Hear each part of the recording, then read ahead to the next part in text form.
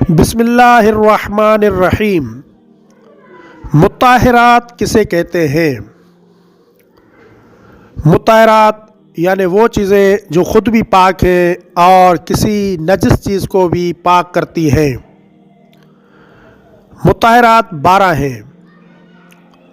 Number 1 पानी, number 2 ज़मीन, number 3 सूरज, number 4 इस्तिहाला, number 5 इनकलाब, नंबर 6 इंतकाल, नंबर 7 इस्लाम, नंबर 8 तबईयत, नंबर 9 ऐन निजासत का ज़ायल हो जाना, नंबर 10 निजासत खाने वाले हैवान का इस्तबरा, नंबर 11 मुसलमान का गायब हो जाना और नंबर 12 ज़िबाह किए गए जानवर के बदन से खून का निकल जाना।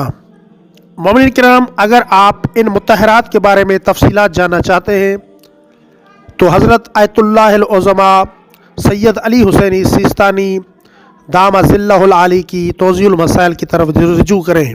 और नीचे जो वो सब्सक्राइब का बटन है ना, उसको हिट करो, जल्दी से करो सब्सक्राइब।